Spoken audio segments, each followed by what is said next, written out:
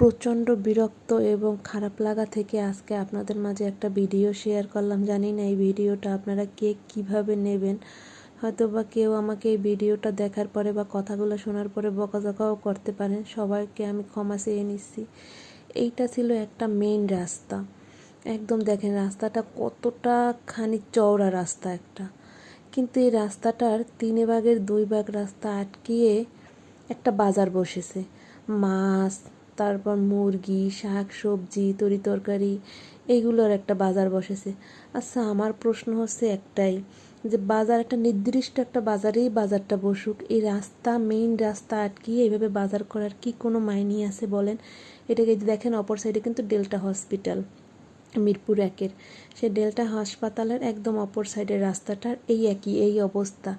মানুষ একটু চলাফেরা করতে কী যে সমস্যা হয়, কিন্তু এটা কি কোনো প্রশাসক বা কোনো উপর লেভেলের লোকের চোখের সামনে পড়ে না? সিটি কর্পোরেশনের লোকরা দেখে না?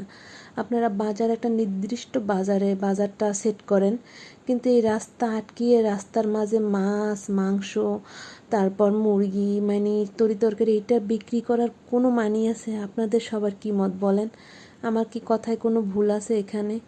আমি সবার কাছে ক্ষমা চেয়ে নিচ্ছি এই ভিডিওটা আপলোড করার জন্য, কিন্তু আপলোডটা না করে পারলাম না। যে আজকে খুবই বিরক্ত লাগলো, এই ভিডিওটা না করেও আর পারলাম না। মানে এই রাস্তাটায় গিয়ে দেখেন এত সুন্দর চওড়া একটা রাস্তা, কিন্তু সেই রাস্তাটা একটা বাজার বসে কি রাস্তার পরিবেশটা একদম নষ্ট করে দিয়েছে।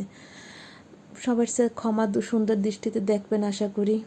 ভালো থাকবেন।